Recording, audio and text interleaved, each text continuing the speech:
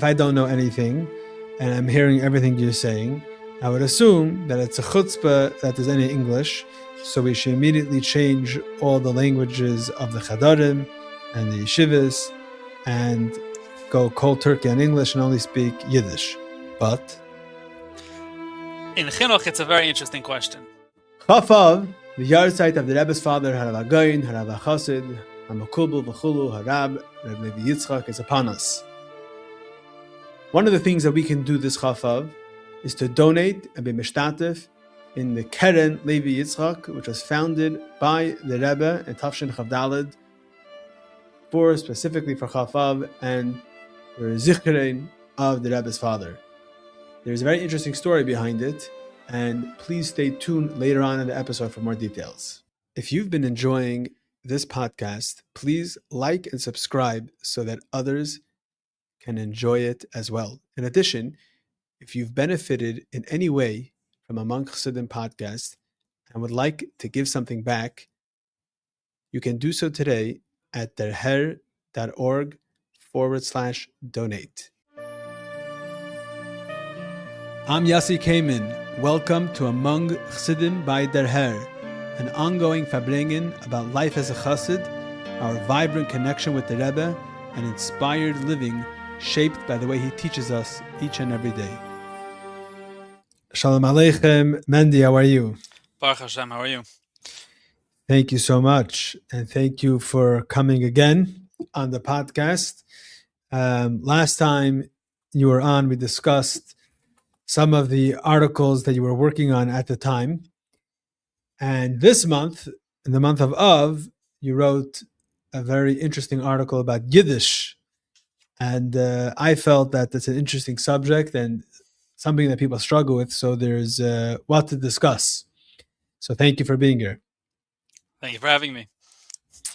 So I guess the reason why we're having this discussion in the first place is because, you know, it's not so clear, meaning that it's very clear that the Rebbe is for, Mivtza Tefillin or Mivtza Mezuzah, etc.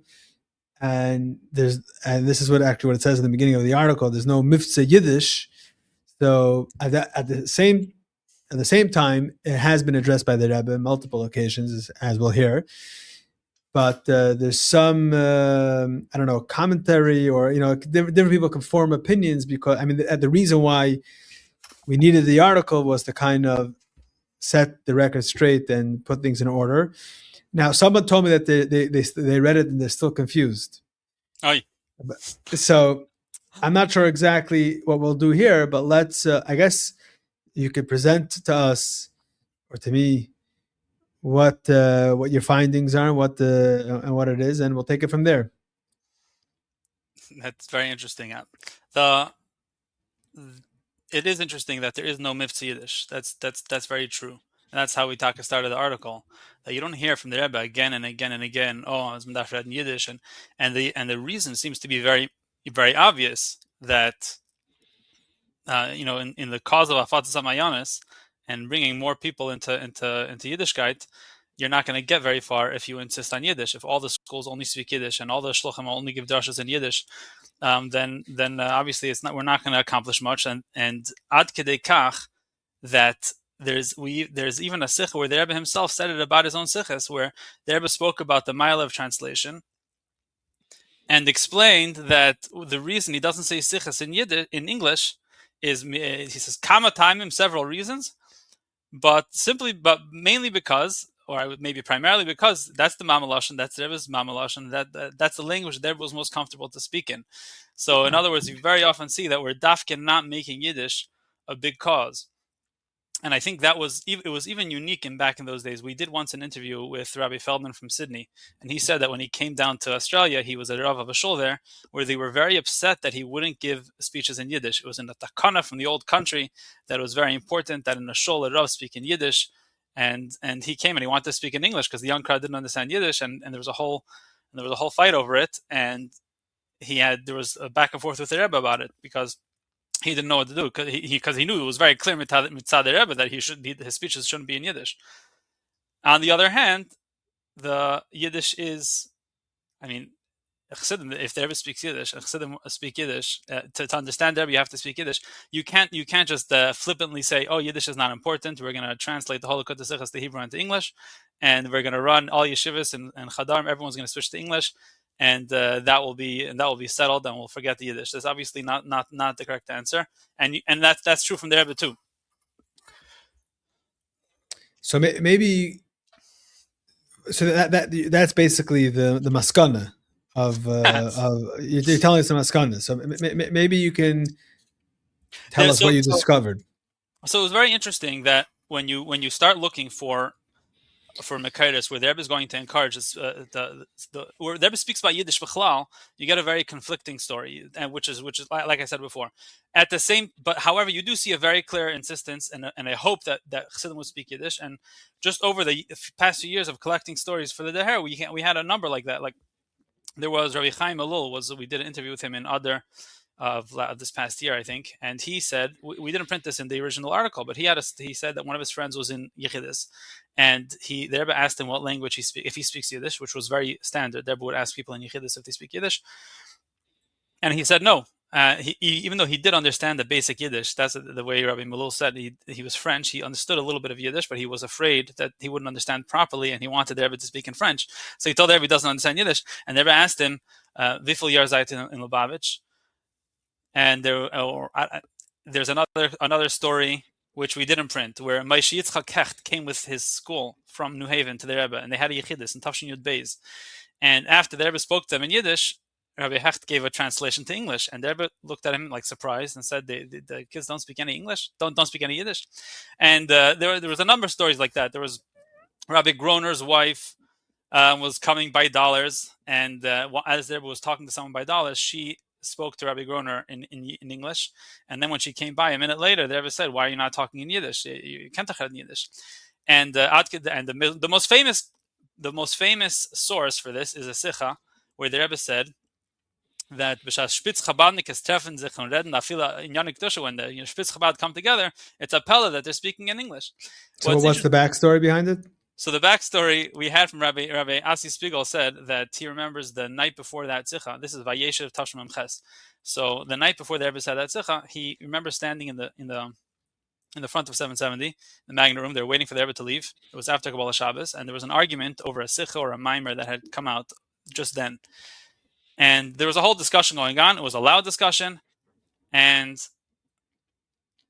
the thought occurred to him at the time that the Rebbe could probably hear the discussion, because the walls in 770 are very thin. If you have a loud discussion in that area of 770, the Rebbe could probably hear. It didn't occur to him English or Yiddish. That wasn't his thought. He just thought that the Rebbe probably hears what's going on. And the next day at the Fabringen, the Rebbe spoke about it and said that it's a pella that Spitz Chabadnik speak in English. The interesting thing is that whole sicha is a Maimer HaMuskar. It's a side note to a long sicha about the mile of translation. Dafke translating Dafke for Hafatz Mayonis. That's when the Rebbe explained why he says sichas in Yiddish in as opposed to English. And as an aside, the Rebbe said, by the way, it's a pella Spitz Chabadnikes don't speak Yiddish to each other. And the Rebbe explains, like the Rebbe goes on saying that they have no problem speaking Yiddish, and they know Yiddish well from their houses, and they know Yiddish because the Rosh Yeshiva didn't speak English b'chlal, and in Yeshiva the only way they got around in Yeshiva was speaking Yiddish. So it's a pella that they speak Yiddish, but it's always with a like in a gentle way, not saying that everyone has to go learn Yiddish and everybody has to do this. But 1 second, there's two things. First of all, in that sicha, the Rebbe says something which is pretty, I don't know what you call it, strong. That the not speaking Yiddish is part of Lishinus L'Shenim. Lishinus L'Shenim, yeah. So that when we're not speaking Yiddish, as we are doing now, we're speaking English, we are actually not fulfilling that Indian that the Yidden in Mitzrayim didn't change the language, Lishinus L'Shenim.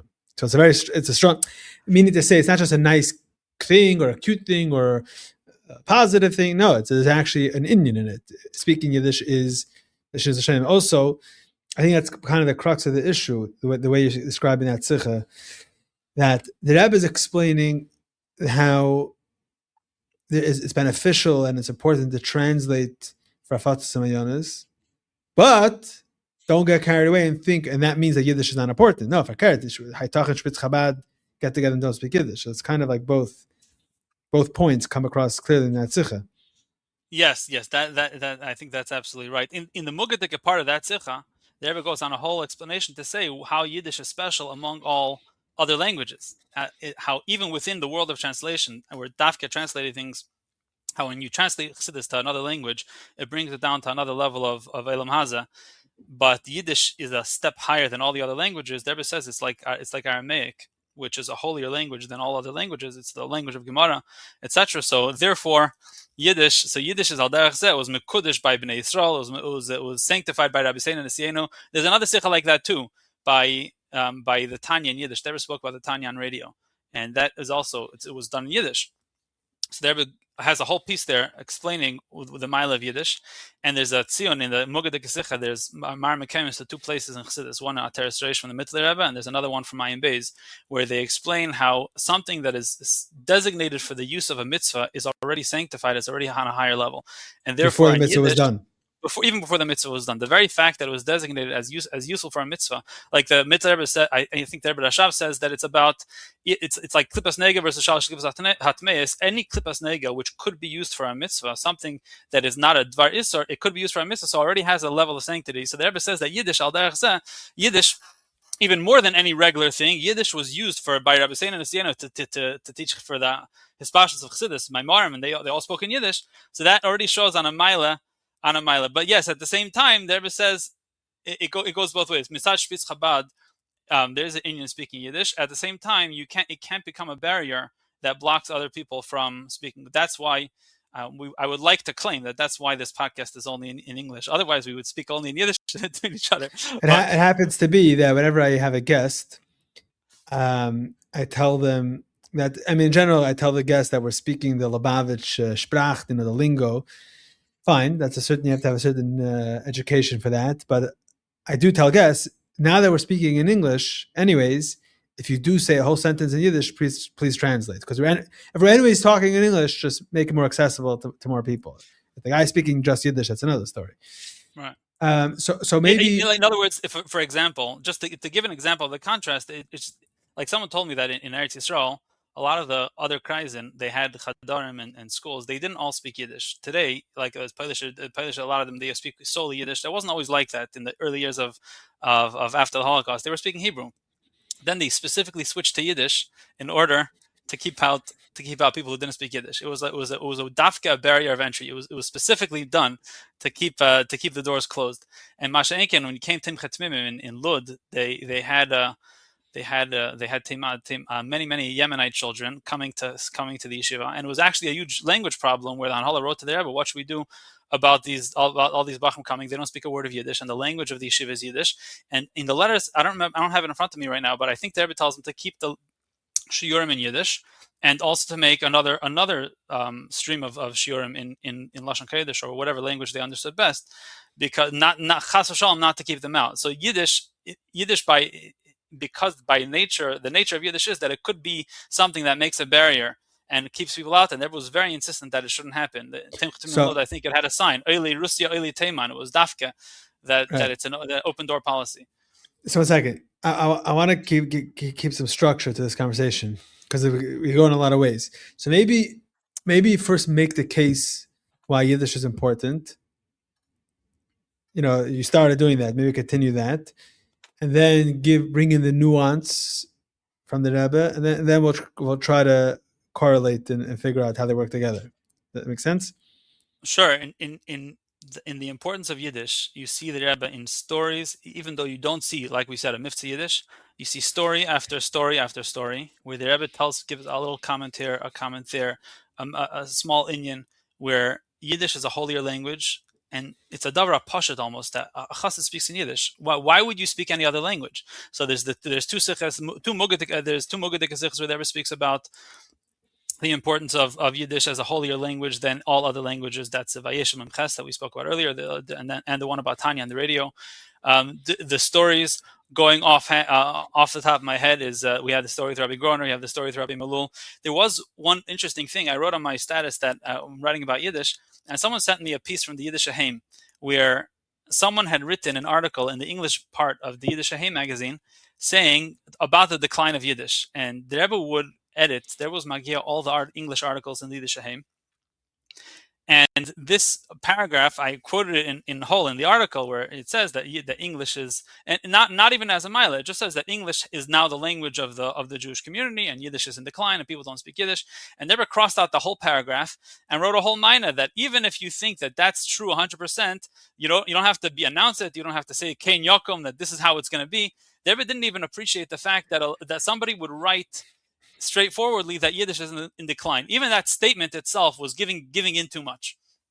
Which kind of addresses a different question when it comes to the whole Yiddish conversation. The obvious question people can ask is, okay, fine, I understand Yiddish is an ideal, but the fact of the matter is that many, or most Anash are not speaking Yiddish at home. So that's what it is. So that's what it is. That's what it is. Next, goodbye, case over. And here from this thing, from the Yiddish Shem, you kind of see it, that I was like, even if that's 100% accurate, but to announce it and to be satisfied and say, Ken Yokum, that's the way it is, doesn't seem like the Rebbe like that. Yeah, and I think you don't need, even if you're not looking from what the Rebbe himself says. By the way, there's many famous stories about the Rebbetzin, how the Rebbetzin would tell people to speak Yiddish. There's the famous stories, Rabbi Levi Shem Tov and his wife, who's the daughter of Dr. Feldman. So they got a bracha when they got engaged by the Rebbetzin, and the Rebbetzin said that she's very happy that she's getting married to a Shem Tov, because then she knows to speak Yiddish. And they for many years they didn't have children. They had children. But they always knew they had the Rebbetzин's bracha because of that statement. And it was known that the Rebbetzin told a number of people that they should speak Yiddish, and the Rebbetzin was disappointed when she would hear Chassidisher families from Crown Heights speaking English. She gave comments about that. And we put in the article, Rabbi Halberstam from WLCC, he gives out stamps from the Rebbetzin. The Rebbe would keep valuable stamps. I don't know exactly why and in what context. I think because they were valuable in some way. And the Rebbetzin had. The Rebbe got a letter. The Rebbe would rip them off the envelope and put them away. Yeah, and make a collection out of it. There's some stories from the Rebbe's that as a child, the Rebbe had a stamp collection. But anyways, so the Rebbetzin had a whole collection of stamps. Rabbi Chaim Baruch Halberstam got from the Rebbetzin such a collection, and he gives them out to anyone who commits to speaking Yiddish. And he said for him, he says, if you want to understand the Rebbe in first person, if you want to be able to understand how the Rebbe speaks, you have to understand Yiddish. And it's very nice to have translations, but you'll never be able to have the same appreciation for a sicha if you can't listen to it in the original on a tape. The way it's coming from the Rebbe, all the books are good. But it's a bein arayich. My kids got stamps for the sachata from Oh, very nice. So he says, and he says that for him it's almost a personal thing that he spent decades and decades preserving the tapes, making the tapes and preserving them and selling them, and now everything's available at your fingertips. And people in the Bacham tell them, I can't listen to the Rebbe directly because I don't understand Yiddish. So of course we have to speak Yiddish. I mean, it's almost a davar pashut. Okay. By the way, I remembered you said that the Rebbe in Yechidus would ask if anyone speaks, if you understand Yiddish. I just remembered a personal story, a little Pirsum Lishin in my I mean, there's no like major punch. I mean, there's no like lesson about Yiddish, but just a fact. My parents were in Yechidus before the Chasana, Tafshin Lamed Hey. My parents and my mother's parents, and the Rebbe started off the Yechidus asking if they understand Yiddish. So my mother's father said yes. His parents came from Russia. Yeah, he knew Yiddish. So the Rebbe started speaking Yiddish, and I guess it was going over everyone's heads. They didn't know Yiddish that well. Yeah. So the Rebbe stopped, and the Rebbe said, "I think English is better." Mm-hmm. And the Rebbe switched to English. Yeah. Oh, very interesting. Yeah. And every Yechidus, I'm pretty sure. No, there's more stories. Yeah. There's also, by the way, what's another interesting thing is that it's not only to Chassidim that the Rebbe gave these comments. Anybody that had a shaykhus to speaking Yiddish. So that the famous story is David Chase when they had the Hanachas Even Apina in 770. For the expansion of 770 in Tavshim Ches, David Chase asked the Rebbe to come to the Hanachas Even Apina, and the Rebbe said that a Jew is always making a deal, and the deal is that you should speak in Yiddish. That's a very famous video where he gives this long, very, very long speech in English, but then at the very end he says that he told the Rebbe that he's going to have to give a speech in Yiddish, I and he promise says you I was speaking Yiddish. Yeah. and he said, Rebbe, ich liebe dich sehr, sehr asach. And there's a beautiful video of the Rebbe's smile by that. And the interesting thing is that a few weeks later, I didn't notice it. I noticed this when I was working on this article. So there was a Yechidus to Machne Yisrael just a few weeks later, and there was a whole piece on Yiddish, and it seems connected to some extent because David Chase is the big Macher of Machne Yisrael. They were speaking to the Balabatim, to David Chase and to all the Balabatim there, and it was the first time they ever said a long Sikha to them. Usually it was very, very short, 3-4 minutes, and there's an English Sikha. There's a nice English video of the Sikha about Hakel that we gave in the year before that. But here, the Rebbe, before switching from English to Yiddish, the Rebbe gives a whole explanation that it's an honor for them and it's a milah for them that the Rebbe will consider them to be fluent in Yiddish. It's a schus for them to have that status. It's not just that the Rebbe says, oh, it's a whole sikha, it's going to be too difficult or something like that. The Rebbe says that there's a milah in Yiddish here that, and therefore the Rebbe wants to switch to Yiddish. And that's what the Rebbe told them. And the Rebbe says that they should use it, and they should use it with their children and their grandchildren as an example of how they're proud Jews. And so that's all on the side of speaking Yiddish. I mean, that's. I believe very clear. We mentioned Chaim Baruch. I believe he has it hanging next to the WCC office. That sikha, 770. The sikha in about the mile of speaking Yiddish. Yeah, this one from Machne Yisrael. Yeah. Oh, okay. And by the way, later Machne Yisrael, the Rebbe from then on, the Rebbe spoke Yiddish sichas to Machne Yisrael, and they were longer sichas. Yeah. Changed. After that, it went even downstairs. It was sitting down. They were all sitting down. It was much longer. Yeah, this one was still upstairs. It was still a relatively short and informal thing, but the sikh was definitely longer. Okay, so if I don't know anything, and I'm hearing everything you're saying, I would assume that it's a chutzpah that there's any English, so we should immediately change all the languages of the chadarim and the yeshivas and go cold turkey on English and only speak Yiddish. But in chinuch, it's a very interesting question. When I started doing the article, I remembered vaguely that there was something from the Rebbe against teaching languages in yeshivas and schools, using language as something to teach the kids in school. That's not the thing you're supposed to do in a cheder and a yeshiva, and you're supposed to teach Torah. But vaguely, what I thought it was about ivrit b'ivrit, where there's probably bigger experts than me on this topic, but there are schools where they teach Hebrew through immersive Hebrew language, where the teachers and the entire school functions in Hebrew only. And obviously that didn't come from a place of Torah mitzvahs. That was obviously with a very secular agenda, and therefore, vaguely I remember the Rebbe was against it. I wasn't sure how would that. That's what ivrit b'ivrit is. It's not like the method of teaching aleph is. That's something else. So I understand, but I could be mistaken. If I remember correctly, it was about immersing the children in Hebrew. Ivrit b'ivrit. Okay. Yeah. I mean. It could be there's two types, and maybe we're confusing names here, but there is such a concept of immersive Hebrew learning, and there was against it. But I wasn't sure if that, does that apply to Yiddish also? The A Chassidisher Derher, when they speak in Yiddish and they teach the kids Yiddish, well, what could be wrong with that? And the place that I remembered is there is a very interesting recording of the Yechidus to Lautenberg. Frank Lautenberg was a state senator or something at the time.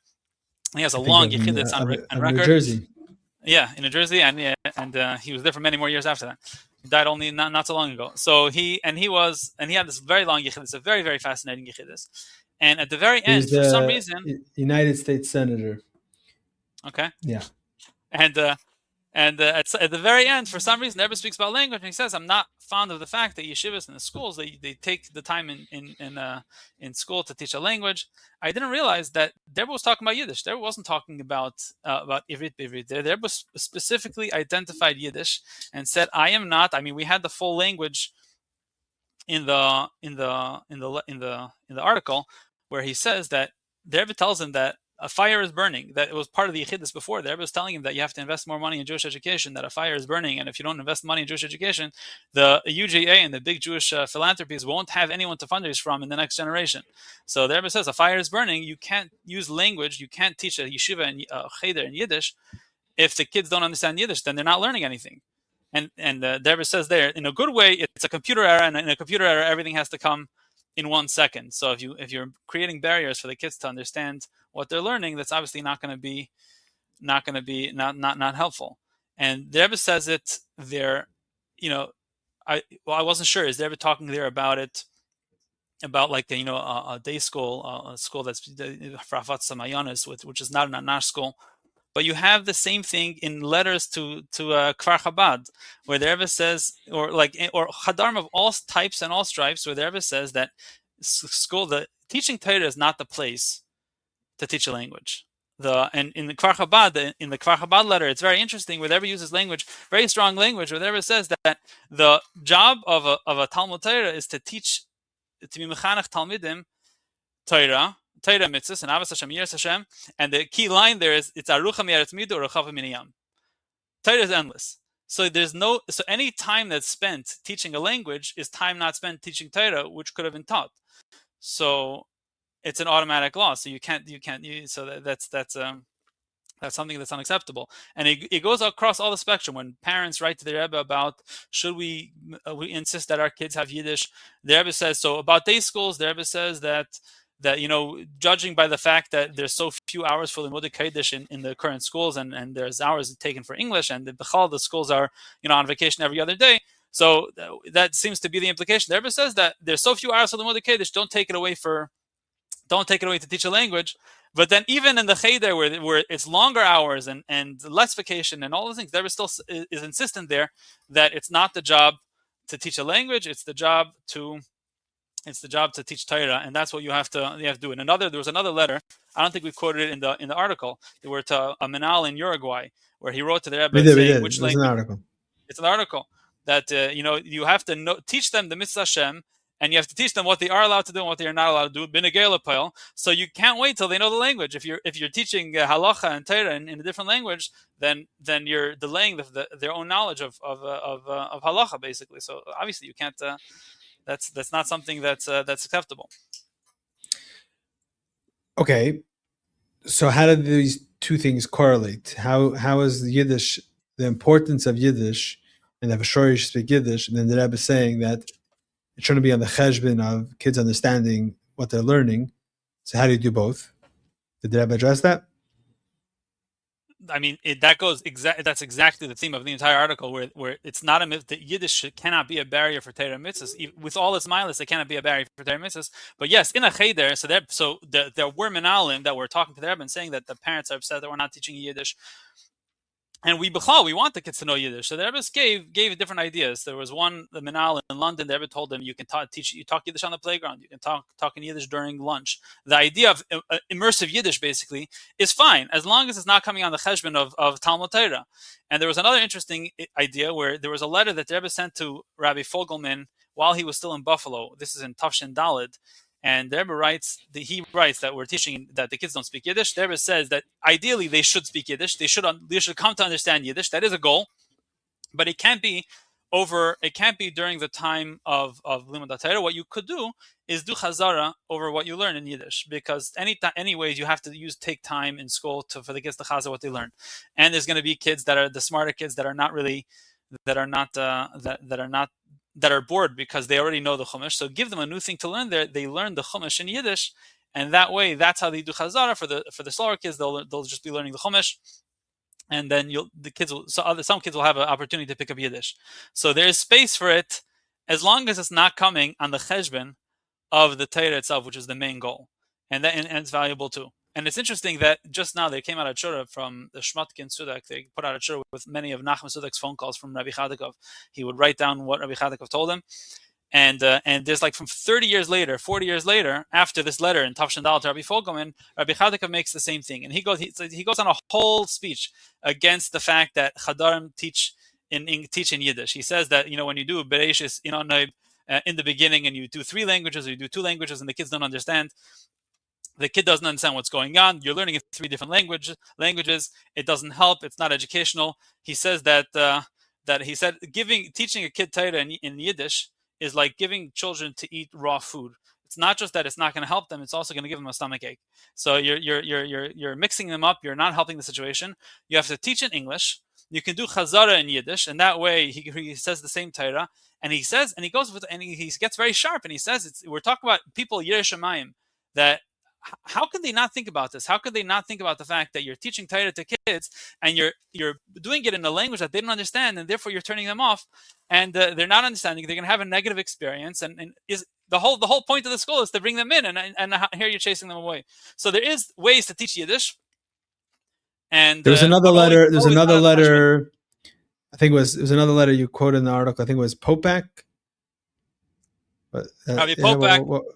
To Popek in Pittsburgh, he wrote asking the Rebbe whether we should insist on the school being in Yiddish, and the Rebbe wrote there's very few hours to Limudei Kodesh. It would be better for the parents. Yiddish should be something that the parents teach in the house. And the letter to Kfar Chabad also was very similar. But it was a little different. I think the Rebbe wrote that you should do it in the house, and it was something like once he knows Yiddish from the house, then like there's something to talk about the learning to be in Yiddish, right? Did I quote that correctly? Yeah. No, I think you're correct. I'll tell you right now. It says, if you want to learn Yiddish, him and his wife, you and your wife should do it. And in the cheder now, until he knows Yiddish, he should continue with the language that he knows. When he knows Yiddish, then you'll move him into a Yiddish class. With to Rabbi Fogelman too, I don't have the text right in front of me, but Rabbi Fogelman, it's also in Buffalo. There says that the goal is that the kids should know Yiddish. That's not to say that we don't care about Yiddish here altogether. We do want them to speak Yiddish, but it shouldn't come at the cheshbon of the thing. So of Limud Torah. So you teach it in Chazara and in other opportunities, and then over time you can switch the language to Yiddish of the entire cheder. Okay, so I have a few questions. I don't know if you know the answer to, but maybe you do. So, but before we do that, so can you like summarize basically everything you just said? So, what's the Rebbe's position about Yiddish in a few paragraphs? In a few paragraphs, to give Piskei Dinim here is maybe we left the vague in the article. It's easier that way, but Yiddish is an incredible thing. If our children would speak Yiddish, and if all Lubavitchers would speak Yiddish, that would be the highest value in the world. It would be that's how it should be. Chassidim should speak Yiddish to each other. However, that said, it should never come at the expense of Torah, mitzvahs, or afatz mayonis, and it's very important to make sure that those who don't speak Yiddish don't feel pushed away or don't feel a barrier of entry into any matter of Yiddishkeit or Chassidishkeit. It has to be open to the broader public, and that's really the entire existence of the Derher magazine was created to bring all whatever. I mean, there's already many publications. There's so much printed in Hebrew and in Yiddish, and to kind of bring that to the English-speaking audience in a closer way. So and it goes both ways. Yiddish is very, very valuable. At the same time, it can't create a barrier. And the chinuch part, on the chinuch aspect, I think the basic rule is that we have to speak Yiddish to our kids, and you can't leave it to the school to teach them. It's almost like it's a very easy cop-out. I'll speak English at home. We'll take it easy, and we won't work too hard. But when my kid goes to school, that's where I want the melamed to teach him in Yiddish and to force Yiddish on him, and to struggle with that. That should be the school's problem. Yiddish, the Rebbe says there in the letter to Kfar Chabad, there was a group of parents there that wanted to wanted more Yiddish in the schools in Tafshin Chav Ches, and the Rebbe writes a very long letter. Speaking about the machlekes there and speaking about the importance of Yiddish, and at the very end they say, the Rebbe says it's very important to. I don't know if I have the lashon right here, but the Rebbe says the real question is the job of teaching Yiddish the job of the school, or is it the job of the parents in the home? So as it comes to chinuch, I think that sums it up the best. Okay, seems pretty clear. Now I have a few questions. As far as you know, I'm going to ask the first question, and then I guess I'll lead into where I'm getting at. As far as you know, the schools that got this hira, or these hirais to speak in English, were they generally schools that taught also Limudei Chayil?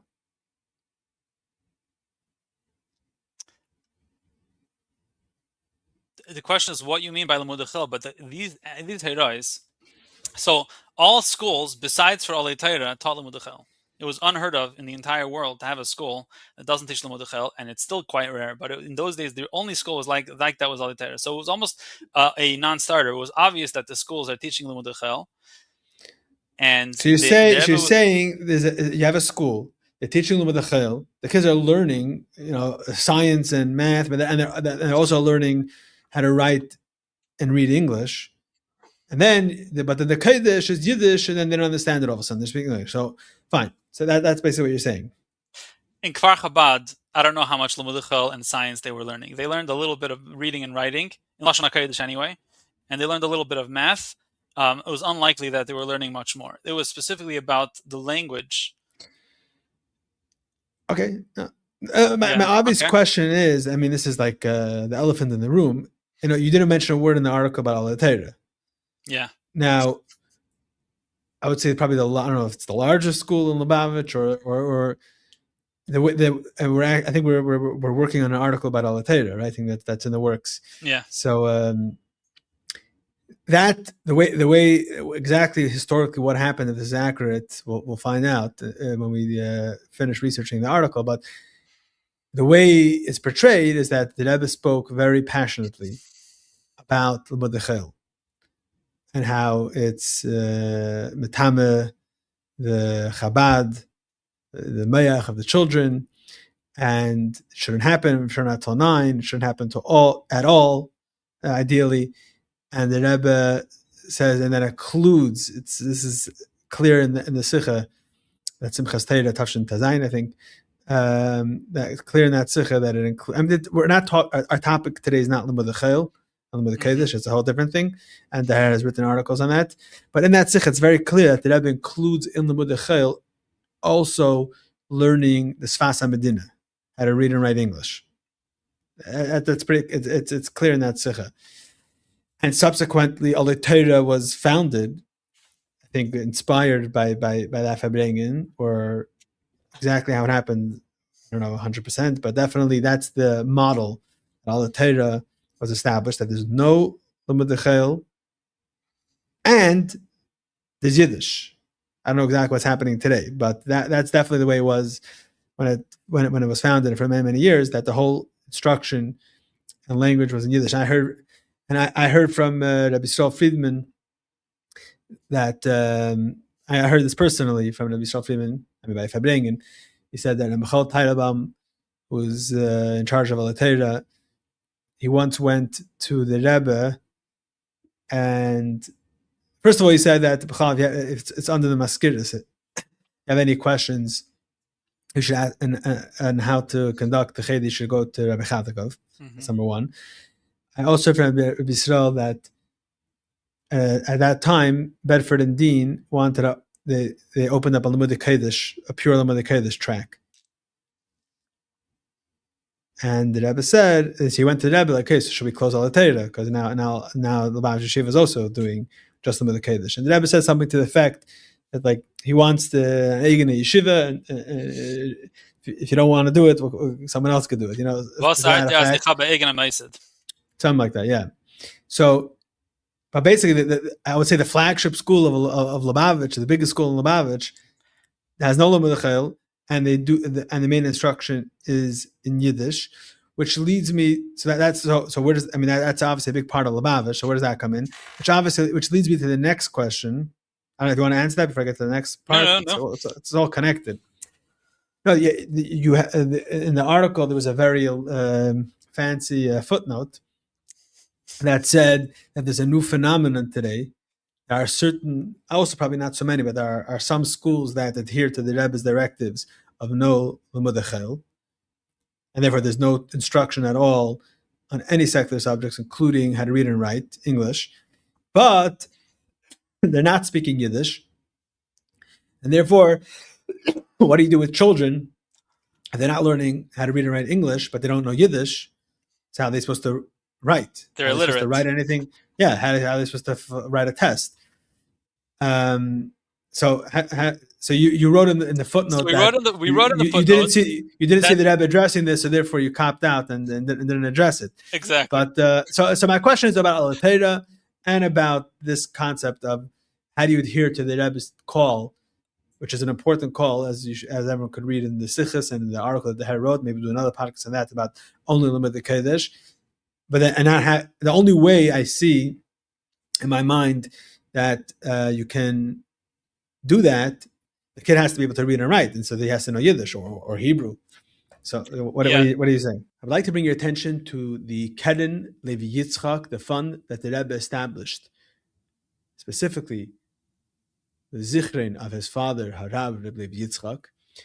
And there's an interesting story behind it. In Tafshach Avdallah, the Rebbe gave a sikh, and the Rebbe said that we find an interesting phenomenon in the United States, that there are schools that have Limud Kodesh and Limud Chayil, sometimes more, sometimes equal amounts, and there's a government requirement to have it, and that's why many of the schools have it.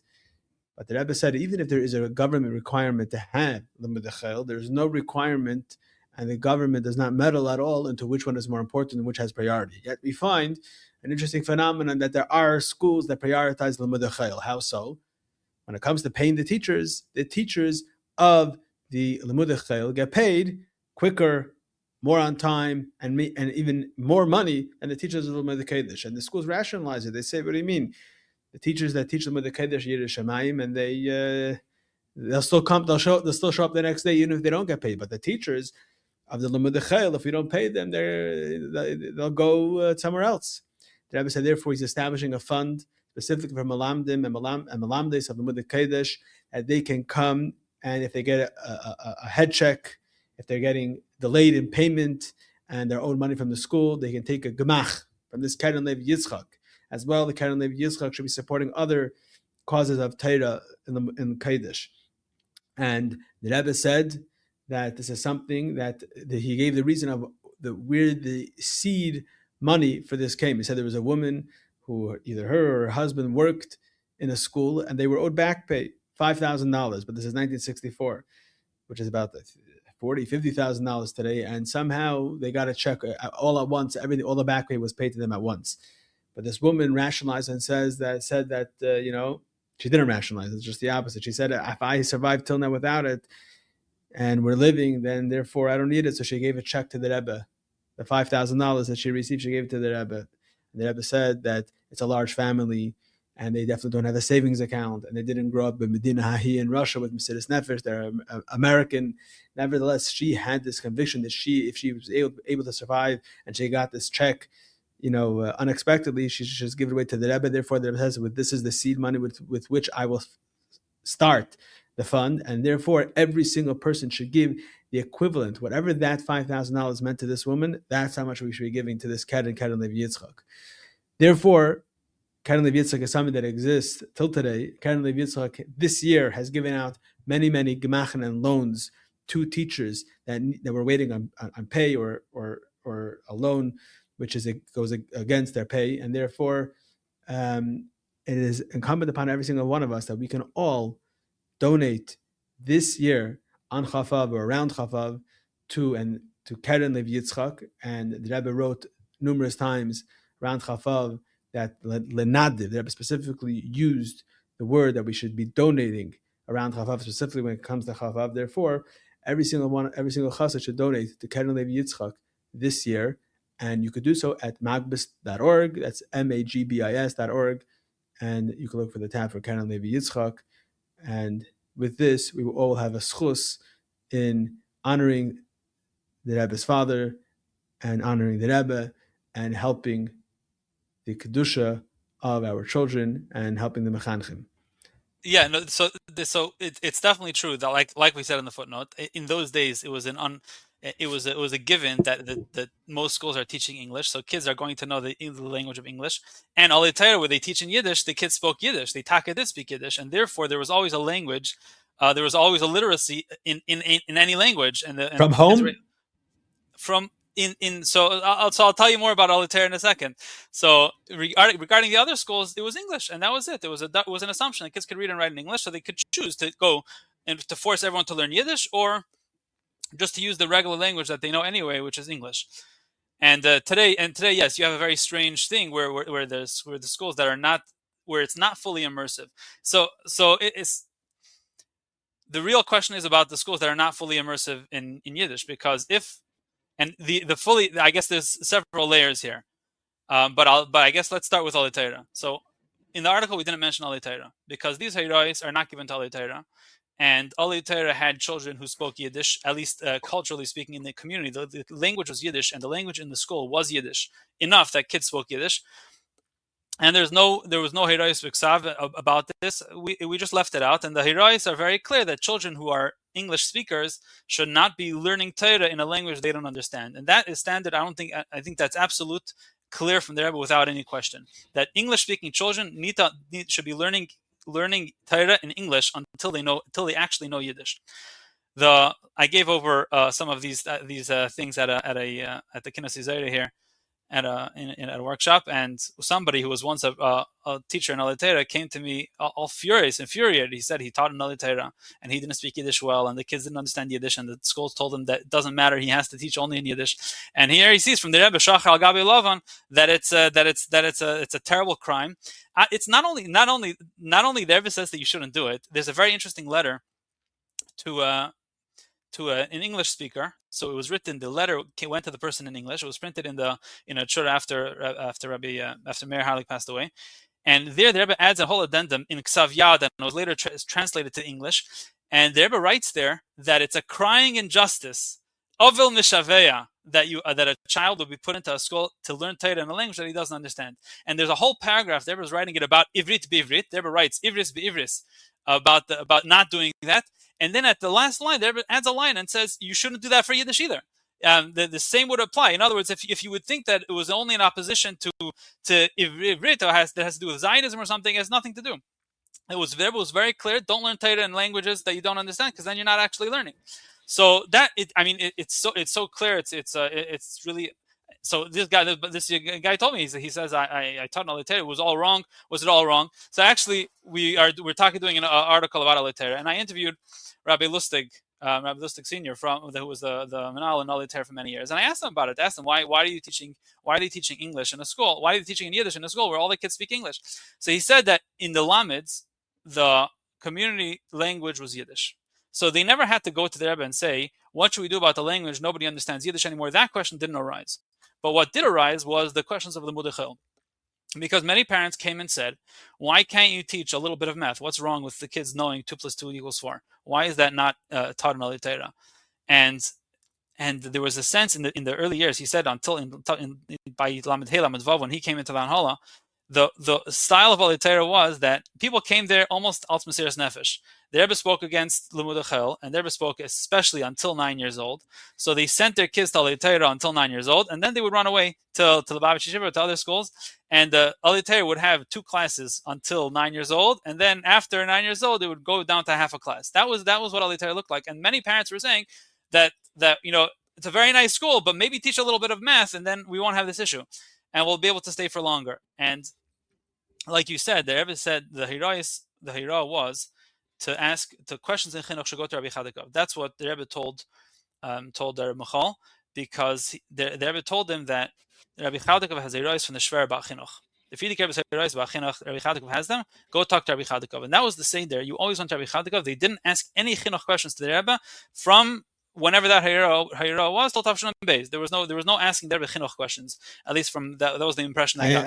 I actually remember by my 8th grade graduation, Rabbi Rosenfeld got up.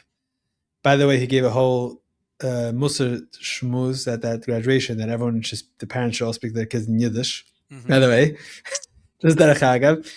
And he said that in Tavshin Beis, they wanted to throw out every kid who comes from a home that has a television. Okay. And they were about to enact it, but they went to Rabbi Chadikov, I guess, because they have a hira to go to Rabbi Chadikov. And Rabbi Chadikov nixed this whole idea to throw out every kid that has a television at home.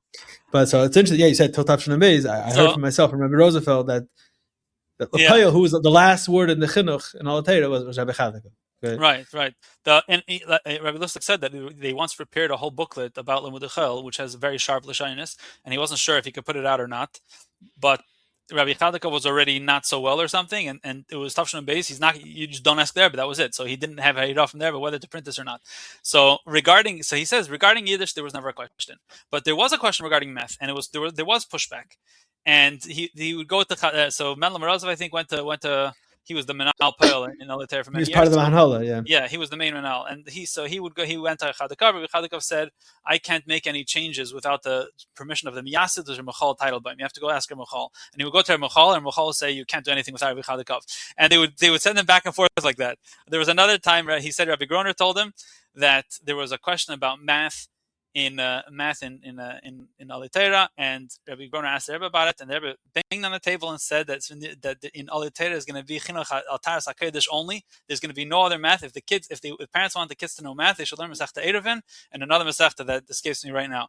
That's the only math. There's going to be no.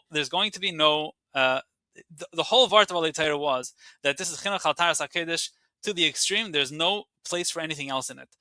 And I think even if you have Heirais, especially the simple thing is that in Alitera you can always go to a different school. There's always Lubavitch Yeshiva. If a kid is not, if a parent wants the kid to learn the Meluchel, they have somewhere to go, and a good chinuch, and it's fine. So Alitera is the place where there's going to be no Meluchel whatsoever. So today the question is, does Alitera need to cater to the parents who don't speak Yiddish to the kids, and the kids don't speak Yiddish, and therefore change the language to English, and therefore also teach them how to read and write English so they can write something? Or is the real question, do parents sending their kids to school have to ask themselves, what language does my kid understand, and therefore what school should he go to? And obviously the real answer would be we have to speak Yiddish to our kids. So regarding Alitera, it's not like the article here. I don't think it's a psak din on Alitera or any other school that's not teaching in Yiddish. That's teaching in Yiddish. There was a place for that for chinuch al taras hakodesh. In other communities, you don't see this from the Rebbe. You don't see that the Rebbe gave Heirais to open special chadarim for only Yiddish. And in other, but these communities also don't have special chadarim for only Limud Kodesh. Yes, it would go together. But in Kfar Chabad, it was a specific focus on Yiddish. It wasn't just Al Taras HaKodesh. It was very much Yiddish focused. Yiddish. The Cheder Yiddish, and we published part of the story there. I mean, it's very interesting about Alitera too, where there were the Lubavitch open schools that catered to every Jewish child. There's no such thing as opening a cheder that doesn't cater to everyone, and that's why in Lud they had Eilei Teiman, and every school was meant to be. The schools are meant to be open, and you don't see from the Rebbe ever a hira or even an agreement b'chsav ahead of time to open a different institution to be more al taras hakodesh than the others, to be holier than everyone else, and to take. You see, the impression that I have is that the Rebbe always wanted that the best kids should dafke stay in the regular schools and be mashpia on everyone else. So in London, there was discussions about opening a cheder, and there was this story in Kfar Chabad, and there were other cities too where the Rebbe did not give Heirais to open other schools. Then, however, after the fact, there were chadarim that did open, and in those chadarim got many brachas from the Rebbe. So it's not straightforward in either direction. So in the Marshall in Detroit, I believe the Detroit cheder was opened without a direct Torah originally, and then they gave many brachas afterwards. And the cheder Yiddish is a similar example. What you see, what it seems to be outside of Crown Heights, in communities where, especially small communities where the schools are not very large, and opening another school means taking out the best kids from one school and putting them in another. That's something that the Rebbe doesn't. It's not absolutely clear. At least it's not clear that the Rebbe always agreed with such things, and that's why we definitely included the story of Cheder Yiddish in the article, because every Haira comes, there's always a question of in application of to what extreme in either direction. So it's if you say that in chinuch, kids should be learning in the language that they understand. So one result could be that any family that says my kids speak Yiddish, so I'm going to take them out of the existing school and the existing framework, and we're going to open a new school, and our school will be only in Yiddish. In Kfar Chabad, definitely the Rebbe didn't agree with that. The other school had Limud Echel. They did not teach in Yiddish, and it was a ma'aseh for the Rebbe. The Rebbe didn't want that there should be another school. And ad k'dei kach, that when the menalim of the school, there was a few different people that came to New York for Yechidus with their children who were in this Cheder Yiddish, and the Rebbe didn't ask the kids in Yechidus whether they spoke Yiddish or not. That was usually standard. The Rebbe would ask them if they spoke Yiddish, and these kids the Rebbe didn't ask, and then the kids didn't actually understand because the Yiddish taka wasn't up to par in the Cheder Yiddish, and there was a very, very didn't look very happy about the result. In other words, that you went, there was machlekes, you opened a whole new maisid, and you pulled all these kids out of the existing maisid, and then afil Yiddish ken Yiddish, so they don't even speak Yiddish. So what do we have? The Cheder Yiddish actually was another piece that we didn't print in the article. So there's a whole series in the article where at first Rebbe Mendel Futterfass was pushing to open the school. And they asked the Rebbe, and someone asked the Rebbe if he could take the job to become the first teacher, and the Rebbe said he could take the job. And then the people still argued that it's against the Rebbe, so they sent someone to Yechidus, and the Rebbe said that there should be a separate track of Limud Kodesh, not a separate school. And the school of Payal stayed open anyway. And then there was a few additional stories. But then at some point, the Cheder Yiddish had 50 kids, and the Menal wrote to the Rebbe. He says, "I hear people are saying that this is against the Rebbe's Ratzin, and if it's against the Rebbe, I'll retire right now from my job. I'll leave the school, and I'm going away from this. I want to have no part in it." And the Rebbe told them, "Ashi chelke v'gadol schusay ubedach yesi v'zev v'Hashem yatzliche," a whole nother bracha. So whoever likes the Cheder Yiddish will put all the brachas that they have on one side. Anyone who's against the Cheder Yiddish will put the herois against. I mean, and it seems very clear that the Rebbe wasn't pro opening a maisid, but once a maisid exists, especially after it has 50 kids, and then closing it down means 50 kids don't have a mizgeres, and I don't know if the other cheder in Kfar Chabad was ready to take them back. So obviously the maisid that exists now has to stay and has to be successful, and now both maizids have to be successful. But as an initial thing, it's a grace alav davka. So you think Al Torah was an exception? I don't know, but it seems to be an exception in that regard. But Al Torah also was not opened as a direct Torah. The Rebbe spoke about Limud Chel, Atzim Chas Torah, and for a few months nothing happened, nothing changed in any of the Lubavitch institutions. And there Michal said, "What's going on here?" The Rebbe spoke against Limud Chel. We have to do something about it, and he opened the Cheder.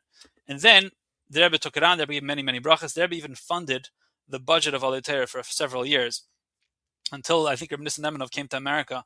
And he heard that the Rebbe is sponsoring the entire Al Torah, and he told Rebbe Michal, "What's going on over here? Chassidim give money to the Rebbe. You don't take money from the Rebbe." So that's Rebbe Michal heard that, and he told the Rebbe he's not going to take any more money from the Rebbe. And that's when the Rebbe asked David Deitch, Rabbi David Deitch from New Haven, to be the main sponsor of Al Torah, and he was the main funder of the school. First of all, I just want to say that part of the advantages of I'm the manal of Derher. I'm also a consumer, so I love when we write about topics that I thought I know something about, but then when you do a deep dive, you start getting new perspective on a lot of these things. So yashakir for that. I just want to say like a little bit of my personal experience. First of all, I went to Al Torah. I did not come from a home that spoke Yiddish. I went to Al Torah, and I understand Yiddish fluently. I pretty much speak Yiddish fluently. The audience can judge. I did 2 podcasts in Yiddish. You can judge my Yiddish skills. And so one thing seems clear to me is that, and something that you mentioned about that the Rebbe asked in Kfar Chabad, what is the kid doesn't speak Yiddish. If you did this and you made a Yiddish school, you have to take it seriously. And when I was growing up in Al Torah, this is already a few decades ago, but it wasn't. It depended on the teacher. If there was a teacher that was more comfortable in English, he did English. I happened to have a lot of teachers that either they were foreigners or they were old timers, and they basically spoke Yiddish better than English. So I think because of that, I learned Yiddish very well. But definitely, if that's the kav, you have to take that seriously, and you should hire the teachers that know how to speak Yiddish. I mean, that's number one. And my other personal experience is with my own children. I take the Rebbe's words very seriously about Limud Chel. So I sent my oldest son to a cheder has only Limud Chel, only Limud Kodesh. And after a year being there, I realized that he will not know how to write a test because he's not learning how to read or write in any language. And they're translating Bereshis in the beginning, not doing Bereshis and Anev. So he doesn't even know Yiddish is not part of the equation. I'm not speaking, okay, a little Yiddish at home, but not enough. And I asked the principal what the philosophy is at the time, and I was not impressed with the answer. So I ended up moving my children to Cheder. I don't live in Crown Heights. I'm not part of the Alatera Lubavitch Shiva Heshbon. And I actually have no Lubavitch Cheder where I live, so I have to drive. They have to commute to any Lubavitch Cheder. But I ended up choosing a school that speaks entirely from A to Z, from the instruction by lunch to the teaching is all in Yiddish from A to Z. And for me, first of all, within I don't know a month or two, they know Yiddish fluently, and second of all, they can read and write in a language. They could write whatever is on their mind. They can read books. They can they're completely fluent. With the Am HaSefer, supposedly, right? They're supposed to you have to know how to read and write, and they're able to do that in Yiddish. Fine, they learn English on their own somehow. Also, that seems to be anyone I know when I went to Alateri knows how to read English and write English. Also, I think probably because we speak it, so you just pick it up. So that's my personal experience.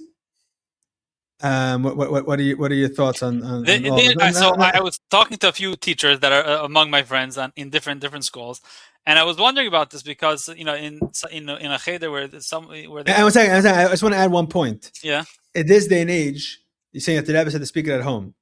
So I guess I'm one of those parents that rely on the cheder to speak the Yiddish, and I speak English at home. Even though I do speak a little Yiddish at home, but at the end of the day, I speak English at home. So I'm relying on the cheder. So you're saying that's hebech hakavan. Okay, fine. But the fact of the matter is, because I would say a vast majority of Anash are speaking English at home, if they're not learning the cheder, they're not knowing Yiddish. That's true. They're going to walk it. They're going to walk it to Mesivta.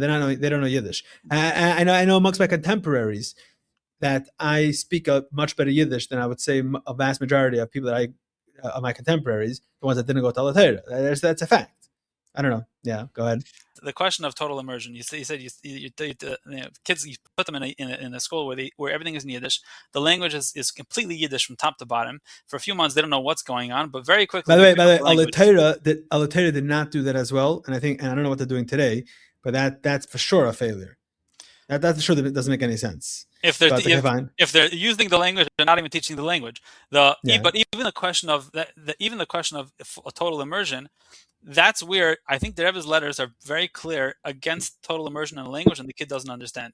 The Rebbe does not tell schools to just take the cheder in Kfar Chabad could have been such an example. In Tafshin Chav Ches, there were enough teachers in Kfar Chabad that could have taught in Yiddish only, and the kids in 2 months could have spoken a full Yiddish. That could have been a good option. But that definitely was not the suggestion the Rebbe gave. When the idea of total immersion in a language, the Rebbe says that's for on the recess, on the playground, and during lunchtime, and when you tell Sipuri Tzadikim, when you tell stories, and when you do Chazara, there you see the Rebbe says, use Yiddish, Adrabah, teach Yiddish. But I think it's very clear from these letters that we have here, and all their stories and Hayrais, which all very, very consistent, that the Torah itself has to be taught in the language the kids understand, and if at this moment the kids don't understand the language, then lav dafka, that's the way it's supposed to be done. And I was talking to a friend who's a teacher, and he says that, what do you mean we could teach total immersion? I'll just speak in Yiddish from the first day everybody walks in, and give it 2 months, they'll understand Yiddish. So it's one question. So there are some chadarim that do this from very young, and if the kids at 2, 3, 4, 5, 6 years old are speaking Yiddish, then by the time they get to Bereshis Bar Elikim in Kita Aleph or whatever, then they'll taka speak Yiddish, and then you have no problem there.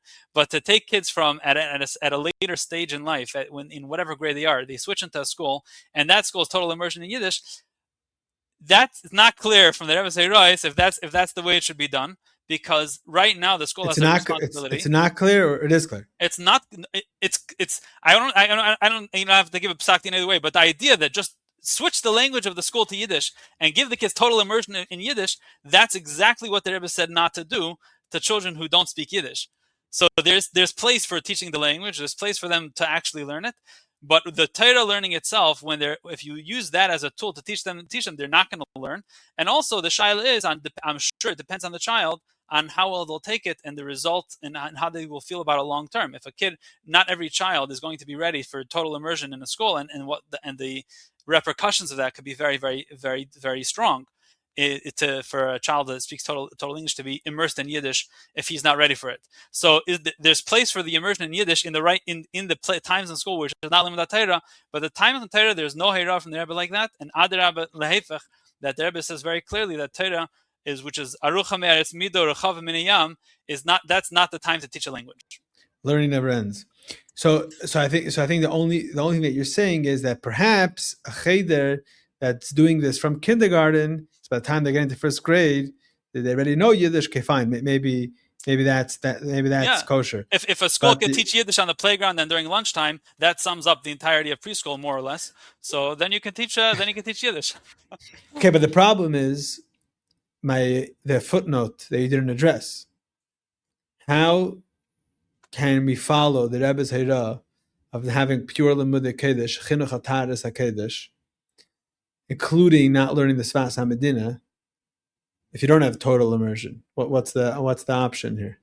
We haven't collected a authoritative guide on Limudei Chel yet. And Hashem. What do you mean? We had articles. We had articles on Limudei Chel. Not comprehensively. I definitely didn't write them, but so I can't give you an authoritative version. There was one person told me that there was a machlekes between a few of the Ziknei Chassidim. Some are Shavik Chaim Chachai, some are still alive. Where what to do about this language? There was some on one side. Somebody said the taina was that the children who are not coming from Yiddish speaking homes are illiterate, and it's like we went back to the caves where they there was no people couldn't pass information one to another without actually directly speaking to it. They couldn't read and write anything in written form. And there's this one person was a Talmud of Shlomo Chaim, and he said that Shlomo Chaim basically taught us Limudei Chel, and he said what he meant by that is that they taught them how to write. He taught them how to express themselves. Obviously, all Lashon HaKodesh because they were in Eretz Yisrael. But they all of his Talmidim knew how to write an idea very well. They knew how to think through an idea and express it in letters. And they all have many beautiful letters that they would write to each other. And so he said that the idea that you would take the Rebbe's Heira to make so that children don't read or write a coherent language is just impossible. The other time, by the way, in Al Torah, when I was there, they used to have Rabbi Tachtel would come and teach us how to write. Okay, good. In Yiddish, but yeah. I remember telling us by the Rebbe, azatz is a sentence. Azatz is a kurze meise. He taught us what a sentence is and what a dat is, otherwise known as a period, and what an indent is. Like he taught us how to write letters, but in Yiddish. In Yiddish, and by the Frierdiker Rebbe, there's letters pushing for it specifically that people have to know the chush haksiva. You have to know how to express yourself. You have to know how to elaborate on an idea. And the argument on the other side was that you're not going to that the way to make chassidim is to go all the way. And if they don't know how to read and write, that's fine. It's not even a big deal. My grandfather Mendy Greenberg made a cheder in Bnei Brak, and it was all totally out of Taras HaKodesh. And people would tell him that your kids are not going to know how to read and write anything in any language. And he would tell people, what do they need to write? They need to know how to write a pan to the Rebbe, and that they know how to write, and that's good enough. They don't need to know how to write anything else. So meanwhile, some of your uncles are writing articles all the time. So they apparently learned how to write. Or they have secretaries that do it for them. You never really know. Okay. So what do you? So on the question of the Limudei Chel, we'll have to make another article. This Yiddish question is really adjacent because England is the same example. England and Kfar Chabad, where it was a question of opening another cheder to not have Limudei Chel, and that you didn't see from the Rebbe. There was a shliach who had his kid in Limudei Chel. And he asked the Rebbe. He wrote to the Rebbe saying that he was asking for a bracha that the Limudei Chel shouldn't affect him negatively, and he didn't know what to do. And the Rebbe didn't tell him to take the kid out. The Rebbe said Zaga Kapitel Tilim and show more interest in Limudei Kodesh, and that way you'll give the impression of what's more important. In many of the sichas of Limudei Chel, there's I think two distinctions in the sichas of Limudei Chel. There's the sichas of Limudei Chel in that it's mitamtim Chabad, like it says in Tanya, and then there's another aspect there, but costs in a lot, perhaps even more, which is the idea of what is being celebrated more. Because in the regular school of those days, and today, depending on the school, you'll have the same thing, where what they learn in secular studies is going to be celebrated and showed off, and there's a lot more excitement around it. When the Limudei Kodesh seem to be a little bit more underappreciated. So there, in many of the sichas, there becomes in the fact that what are you showing your interest in, and there's that writes to the shliach that's to say that that your son is learning Limud Chel, say a kapitel to him and make sure to show more interest in Limud Kodesh. And but Mitzvah Hashem will have to make a better collection. And if anyone has interesting chaimer on this topic of Limud Chel or on the topic of Olei Torah for that matter, they should send it our way. Right. Listen, there's one. It's very interesting. So basically, these two topics might be a strong correlation between Yiddish and Limud Chel and that's why Olei Torah might be different. Also, by the way, like Olei Torah might be a unique case because it's a very unique meisus. It's one of the only meisus in the world that are totally Limud Kodesh. And maybe the other few meisus, I can think of 2 or 3 other meisus that are also pure Limud Kodesh. They probably have to follow that model. I mean, I guess we have to dissect this maybe when you figure out the Olei Torah article, and then we'll do another Limud Chel deep dive. Maybe we'll have a full picture on this. That makes sense. Everyone can frag by mashpia. That's the easy way to say. I don't know. Now, there's one general point which I think is pretty much. I mean, you just have to open your eyes and you'll see this. I mean, there's a fact of the matter is that the Rebbe spoke about the Spitz Chabad to speak Yiddish, etc., and it's important. And it's also important. It's also important. You're not, if you don't know Yiddish, you're secondhand. Everything, the Rebbe Sichos are secondhand. The Chassidim of old are secondhand. Like Rabbi Halberstam says, "Klisheni enim avashel." Yeah, it's true, and it's like a second hand. Everything's being translated for you. By the way, also Yiddish has another advantage. You end up using a lot of Eishsprachen from Torah and from Yiddishkeit. You're a little more in tuned to Yiddishkeit if you have a command of Yiddish. A mashpia in one of the yeshivas told me that he sees when kids that don't speak Yiddish and versus the kids that do speak Yiddish, there's a certain switch in the brain when if you understand Yiddish, you hear the Rebbe talking, the Rebbe is talking to you. If you don't understand the language, so you never hear anything directly from the Rebbe. So the Rebbe says something, it's translated, it comes to you. There's a distance that puts between the receiver, the makabel, and the original, and it becomes almost less relevant or less immediate. Ad kedei kach, somebody else chazer to me when I was involved in this topic of Yiddish that the idea that Chassidim should speak Yiddish, those are heroes he argued to me that the Rebbe gave heroes that Rebbe knew are not going to be practical for people, and that was the Rebbe had to give the Ira, and even though the Rebbe knew that no one's going to do it, and basically don't even aspire to do what the Rebbe says in the Ira because that wasn't even the plan. And I think that it's total baloney. When the Rebbe speaks about Yiddish, the Rebbe is very careful to say that it's people who could speak Yiddish, but even if not, the idea that the cop out of saying, we don't speak Yiddish, we can't speak Yiddish. Like you said, there's no greater value than the kids actually speaking Yiddish and ourselves, not only our kids, of Taka speaking Yiddish, and it brings you into the Rebbe's world, and in a way that has no other there's no other way to replace that. Right. So I think 2 things are true. One is that basically Yiddish is a value, and a very strong one. And it should be pushed amongst ourselves and amongst our children. Definitely, I would say if you can't commit to speak Yiddish fluently, at least like it should be a familiar language, something that you should try to use or use sometimes, like something like that. It's not completely foreign. At the same time, I would also say, I mean, by the way, in the beginning of this conversation, you were saying what the Rebbe said. Now we're doing a little more parshanut over here.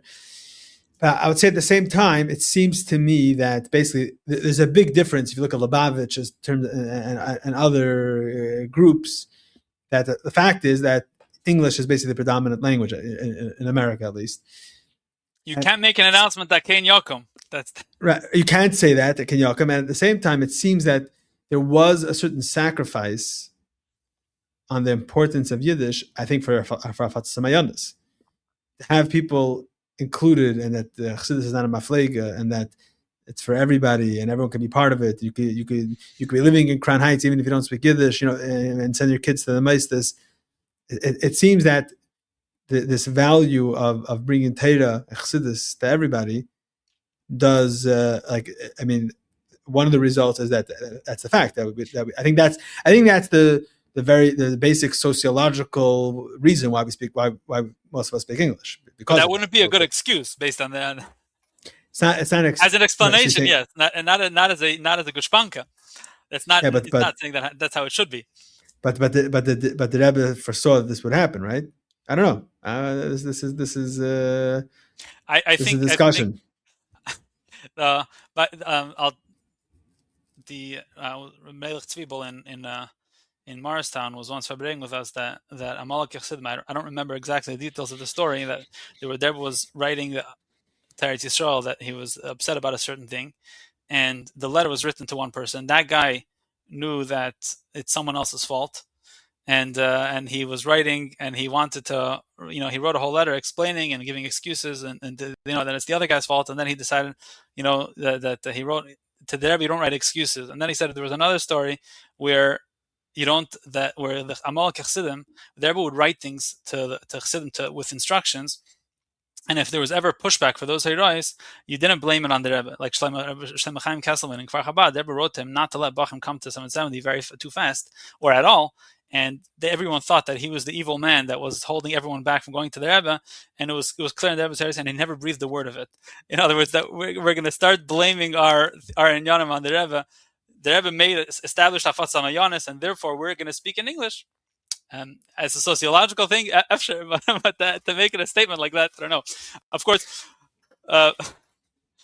yeah. And by the way, there was someone else told me a story where Mrs. Karasik, Laser Karasik's wife, Laser Karasik was the head of a good Chassidisher Chabad in Eretz Yisrael in the early years, until he passed away in the Yud, I believe, or early Chavs. So his wife, they were living in Eretz Yisrael, and she had several daughters.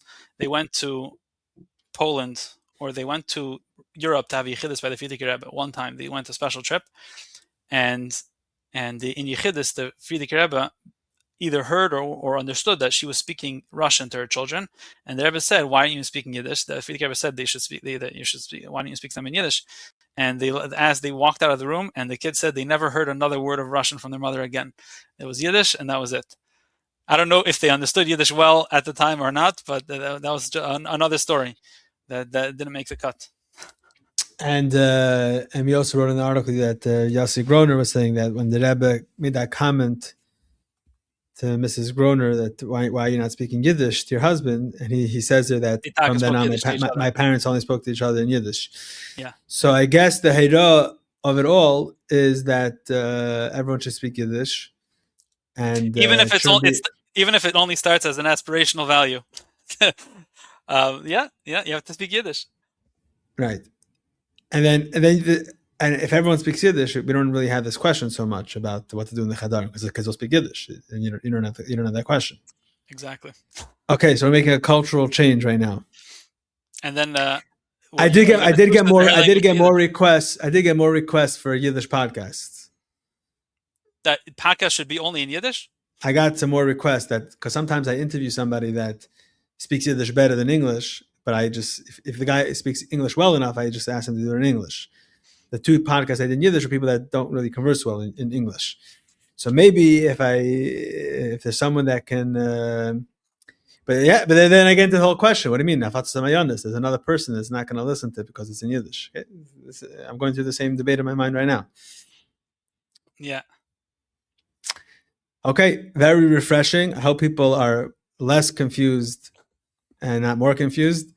And I guess we'll have to have you on again after you dissect the Latera subject and Limud Chayil maybe, and we'll make a hemshech to this.